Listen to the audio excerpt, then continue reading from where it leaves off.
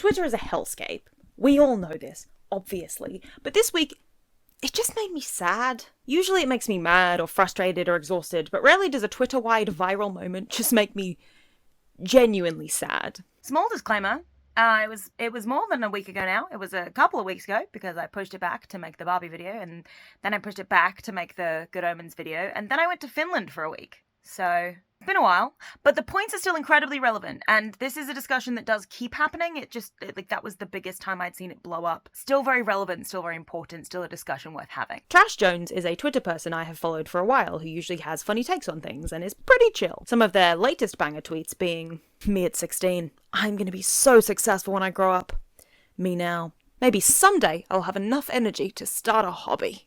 And, due to the actor strike, I will no longer be smiling on Zoom meetings." And the other day, they tweeted this: "Everyone I know in their late 20s is having an existential crisis because we skipped our mid-20s in the pandemic. Relationships fast-tracked, careers faltered, we lost those core identity-building years, and now we feel like 23-year-old brains in bodies approaching 30. And immediately, half the internet came together to condescendingly go, well, that's just what adulthood is like. We all feel like we wasted time in our 20s, and nobody ever actually feels 30 in their 30s. It's a fact of life." And look, I get where they're all coming from. Adulthood is just a series of events. Some of them unfortunate, some of them fortunate, some of them totally neutral, strung together by hopefully some good choices mixed in with all the mistakes you will definitely make. It's messy and stressful, and everybody is so tired all the time, and nobody ever really quite feels their age. There's a tiny bit of imposter syndrome about adulthood in everybody. But holy shit, you guys.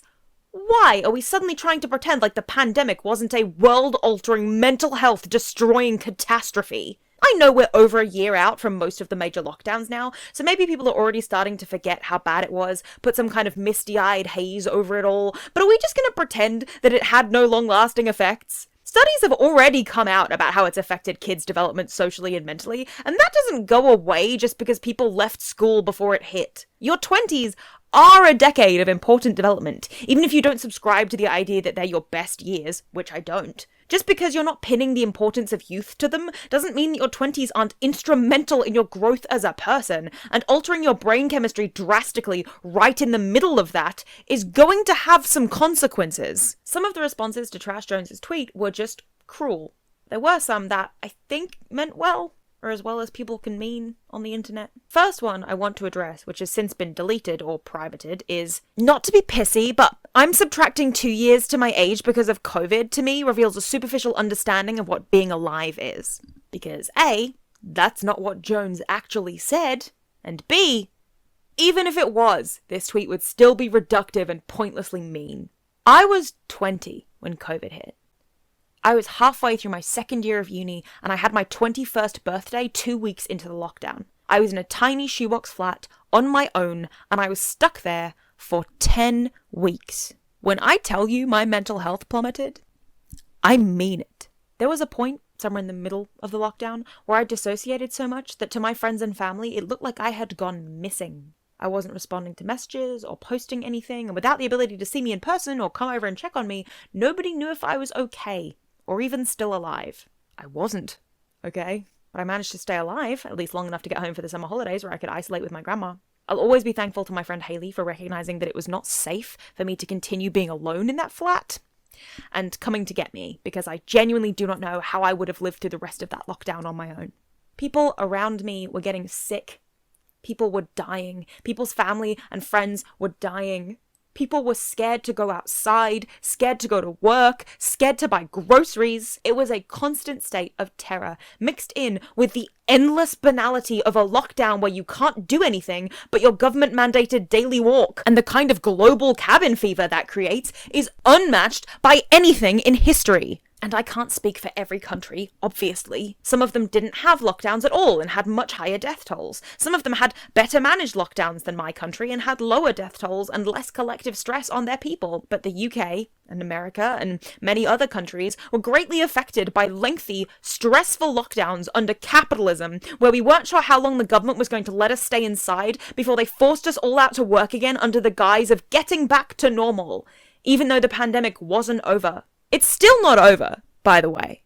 People are still catching COVID. They're still dying of COVID. We're just not reporting on it anymore. We've pushed it aside because capitalism dictates that we must keep going, keep pushing forward, keep turning a profit in order to exist. 21 to 23 is a very developmental time period for human beings, socially and mentally, and I'm not going to pretend that I wasn't severely stunted by the lockdowns just because society wants to pretend it didn't happen. I don't know how conversations work anymore. Like, I've always been introverted, and most of my apparent extroversion in public is a combination of masking and practice, but I was starting to get better at having real, actual conversations as myself. And then COVID hit, and I regressed. Obviously. But it wasn't just me.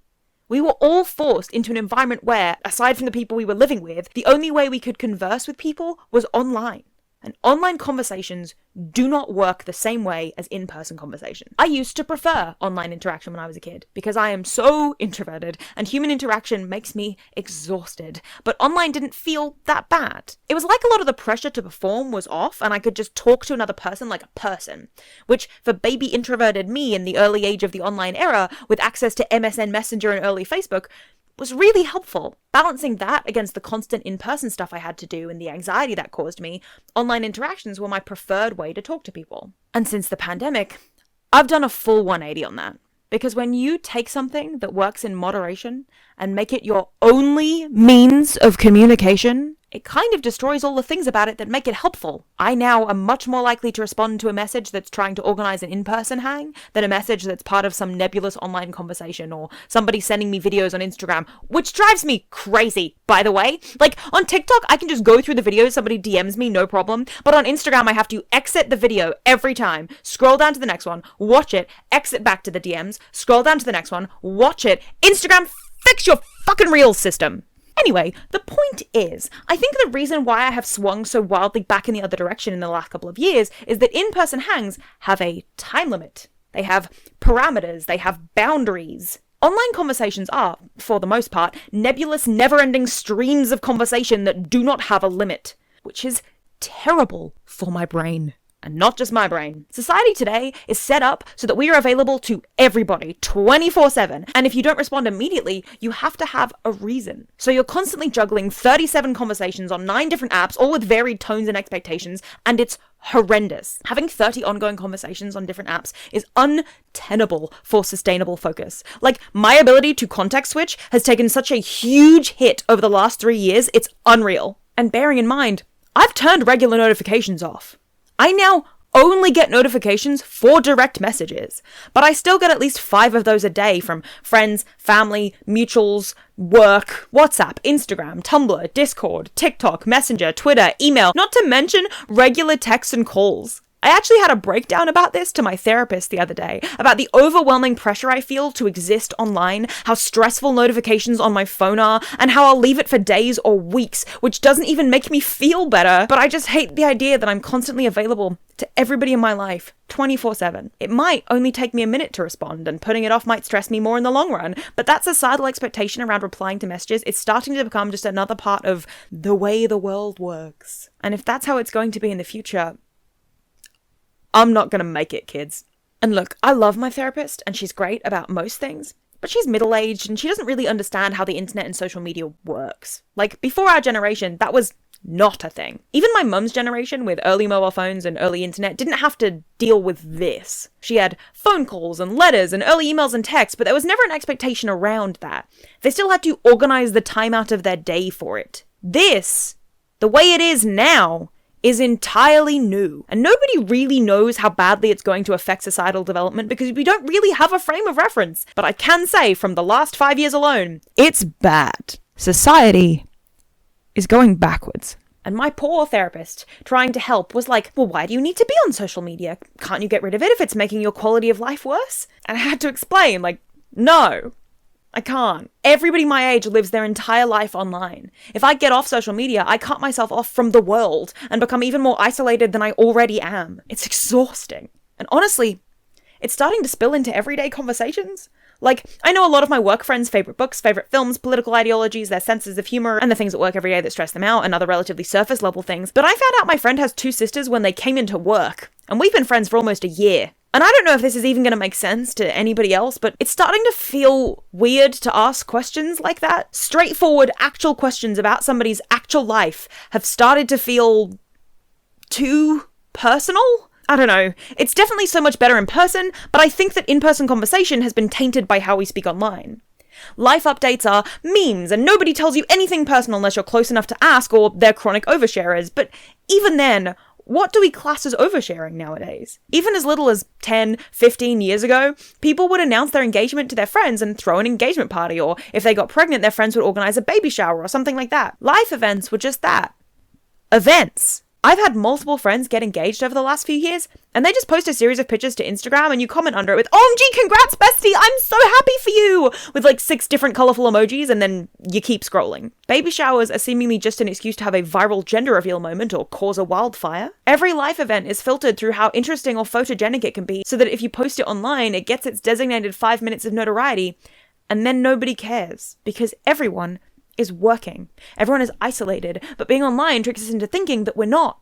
The same way metaverse blockheads thought that we were going to move into an entirely virtual life and then didn't understand why people rejected it. Because it's not life. It's a Plato's allegory of the cave approximation of life. The shadows are the reality for only as long as you're too scared to go outside. We live online, so our life updates go online. But by living that way, we diminish the impact they have on our actual day-to-day lives. I haven't had a birthday party since I moved back to the UK at 17 years old. I've celebrated every birthday quietly, on my own, and maybe I've gone to the movies with one friend, or gotten coffee with another, or lunch with my grandma, but I've never had a party. Because my friends in Australia are too far away, my old work friends don't know my uni friends, and my uni friends don't know my new work friends, and then COVID hit, and I didn't even get basic socialisation near my birthday. For 2 years running, I was stuck indoors, on my own, receiving well wishes online, and trying to be okay with how lonely that made me feel. Even last year, when I went to the Lake District with 5 of my closest friends, one of them, hi Ellie, offered to get me a birthday cake while we were in the shops so we could celebrate my birthday, which was the reason we were all there. And I said no. Not because I didn't want it necessarily, but because it's been so long since I've done that I'm not sure how to respond to it anymore. I was talking to my friend Effie about this recently, and they said, there's this gap between my friends and I, mostly due to isolation and capitalism. It used to be so easy when we were in high school and we had to see each other, but the more we grew up, the less time we had, and everything is on socials, especially when you're a bad texter and can't phone call. Not me, them. So either you don't say anything, and it's been 6 months since anyone has a real work break to have a life and announce stuff, or you quickly post it on Insta and that's it. Adult life is so isolating due to work and zero community. And I try to make sure we still genuinely like each other, because social media just isolates us even more when nothing is real or deep, which is a real problem. When maintaining friendships and familiar relationships starts to feel like work, that's a problem. I hate work emails. Why are we trying to make keeping friendships going feel like a constant battle to respond to every work email? And the worst part is, I don't want anybody to stop messaging me. No matter how stressful I find it, no matter how inconsequential it all feels in the grand scheme of the world ending around us, no matter how much work I have to put in, I'll keep putting in the work. Because if I don't, how do those friendships exist? And then you add the online environment to Gen Z living under capitalism, and it starts to feel literally impossible. Effie talked about how they find it hard to maintain friendships, not just because everything is online, but because existing in the physical world has just become harder and harder as late-stage capitalism gets worse. Like, no engagement dinner, no party, no nothing. Like, goddamn, let's catch a movie, go to Chinatown, I don't know. And even then, it's like we're so broke and there's no community. There's only so many times we can go to Chinatown. I have no idea what there is to do in this city outside of work. We just go to Chinatown and eat. And I complain every time. But when I'm actually back from an outing, it's like the best day of my life because I talked to IRL people. Who cares what we did? So you are truly just stuck online, speaking at odd hours because you have breaks throughout. I miss phone calls so bad. I try to voice chat more to do the same, but there's very little to talk about, at least in my opinion. Because it's just, so how was work? Let's scroll on Instagram, buy a stream. There's this sense of doom due to the loneliness epidemic, and so they don't want to do hobbies or stuff like that. I just needed one significant thing that made me feel like I was truly part of this world in a non-capitalistic sense, or in an internet sense. And when you think of marriage and raising kids, when?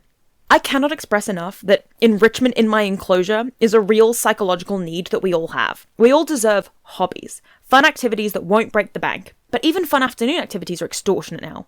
I want to go bowling? It's going to cost me. I bought rollerblades, expensive, because I used to love rollerblading as a kid. It's good exercise and it's fun. And then after they arrived, I realized I couldn't do anything with them because my street isn't safe to roll on and natural rinks cost money to use. I did gymnastics for 12 years, but now that I'm an adult, I can't do it because adult gymnastics classes are twice as expensive and also just really awkward. I considered taking up pole or aerial silks or something to scratch the gymnastics itch, but those classes all cost so much fucking money. Not to mention the anxiety of starting a new thing that you know you won't be good at for a while, where you'll have to socialize after 3 years of forgetting how to do that. Also, you want to join a gym? Just a regular gym to work out in? You don't even like working out? You just want to exercise because you feel like your health is rapidly declining? $20 a week, please! Go fuck yourself! And that's solo hobby stuff, let alone more frivolous activities like getting dinner with friends. Going out to lunch costs money. My city doesn't have free parking anywhere, so even little costs like that add up.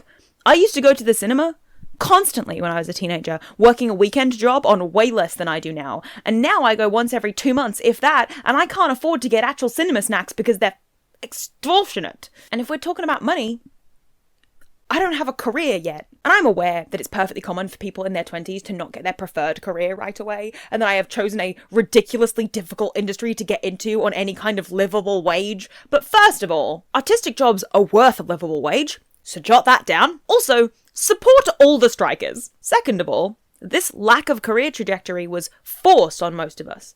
Living under conservative governments during lockdowns meant you got to watch while your career options dwindled, funding was cut to arts degrees, and conservative politicians who grew up wealthy and have never had to worry about anything in their lives ridicule you for wanting to live with some kind of job security without having to sacrifice everything you want out of life. Because the arts are considered non-essential. Never mind that without those arts, nobody would have gotten through the lockdown with any sanity intact. Tories don't care about that. They just want to hog all the money and opportunities for themselves and their friends, and they don't care who they're stepping on to do it. COVID and capitalism took a hammer, and are still taking a hammer, to every creative that wants to earn a living. But even in non-creative pursuits, industries are getting more insular. Even internship applications want you to have 2 years of experience, like that isn't A, what the internship was for, and B, hindered by 2 years stuck inside. It's basically impossible to get into the screenwriting industry on the ground floor now. Again, support the strikers. And there's so much flooding of the market with AI bollocks and generic generated A-B plot books and scripts designed just to get books on shelves that it's almost impossible to earn a living that way now unless you're Colleen Hoover. And I'm not willing to write worse books just to get published. I'm just not. Verity was a crime against writing, by the way. The other kind of response to this tweet that I want to address are responses like this. I wonder if people did this for other big world events. Imagining a guy in 1945 like, yeah, I'm 18, but I'm actually 12 because of the war. Again, ignoring the fact that this is a reductive take on what the original tweet actually says. The gap between 18 and 12 is so much wider than the gap between 23 and 30. And the claim wasn't, I'm still a child. It was, I feel mentally and emotionally stunted by this world-changing event. So ignoring that, this is still a stupid response. Because during the World Wars, the threat wasn't directly at most people's doors. It was very much a, we're sending people off to other countries to fight type deal. And the people living at home, who didn't have to deal with it head on, were a lot less affected by the existential dread associated with it, because they didn't have social media ramming it down their throats on a daily and hourly basis. They had newspapers and letters from the front line, and that's it. It's a lot less individually taxing. Still terrible, but mentally a lot less directly fatiguing. Plus, people had the advantage of in-person community building back then. But more importantly than that, people did come back from war feeling broken and stunted. That is a thing that happened. That's literally a massive problem that affected thousands of soldiers. And not just soldiers, but people living in war-torn areas like France, where the war was in front of them and they had to be actively aware of it all the time, where it stopped their day-to-day lives completely and took over everything and killed the people closest to them. That's a documented thing that happened. They might not have used the same language. They might not have said, because of the war, I feel like I'm 15 instead of 18. But they definitely came back different. A lot of them came back broken. A lot of people who lived through the Blitz were never the same afterwards. Because of course they weren't. It's a life-changing thing to have to live through, happening constantly around you and altering the way your brain responds to stimulus. Just because they wouldn't vocalize it the same way doesn't make Jones's point any less correct or valuable. Like, don't compare completely different world-altering tragedies that are 80 years apart from each other. But even if you are making that comparison, you're still wrong. It still doesn't back up the idea that Jones's tweet was silly, because we know more about how brains work now than we ever did back then. And we can see how negatively all this stuff affects us long term. How badly COVID has altered the state of the world. Not to mention, despite the almost 100 years that has passed since then, we haven't gotten any better at helping people with disabilities. Whether those disabilities are from birth or happen later in life, the care for people with long COVID is basically non-existent, even though more and more information coming out about it looks incredibly scary. Other long-term illnesses or chronic illnesses, especially invisible ones, are also just completely ignored by society. If you can't do something and you don't have an obvious reason why, you're just lazy. It doesn't matter that your brain fog is so severe you can't concentrate enough to work. It doesn't matter that your muscles fatigue faster than everybody else's. It doesn't matter that you can't stand for long periods of time without causing severe damage. None of that is as obvious as a broken arm. So you'll have to just push through or get reprimanded or sacked for not doing your job properly. Some people didn't just lose time to COVID, they also lost parts of their youth. Their ability to think clearly, their ability to breathe clearly, and a whole host of other side effects that could last for years or a lifetime. Surviving COVID doesn't mean they can just go back to normal like nothing happened. People in their 20s are being systematically screwed over by everything around us. And because we're in our 20s, we're considered adults who can help ourselves, but not old enough to do anything about it. Teenagers are at least somewhat sheltered from the realities of life by living at home and having the safety net of no bills and a roof over their heads. Obviously, I know this isn't the reality for all teenagers, but we're painting with broad strokes here. And people in their 30s or 40s or 50s had more of a foothold in their lives and careers before COVID hit. Again, I know this isn't true for everybody, but we're talking about on the whole. People in their 20s are thrust out into the world and told to figure it out. And then while we were doing that, the world ground to a halt for 2.5 years. And then we were told to just pick ourselves up and dust ourselves off and keep moving forward like those years weren't incredibly traumatic and mentally stunting for everybody living through them, but especially for people whose brains and social skills and careers and lives are still developing. I'm in my 20s and I'm exhausted. Aside from the chronic fatigue I now have, which I still don't know the cause of, I had a blood test on Wednesday, I guess I'll figure it out. Blood test results told me I was deficient in a bunch of stuff, and then the tablets I started taking to deal with those deficiencies made me even sicker. So, still don't have a cause for any of these deficiencies, by the way, why I would suddenly not be retaining iron and vitamin D and thyroid. Still no cause. He literally just said, take a bunch of these tablets and then come back in 6 weeks. Get another blood test, which is something that I am deeply phobic of, and I will now have had to do 2 in a very short space of time. Yay! The Tories are killing the NHS.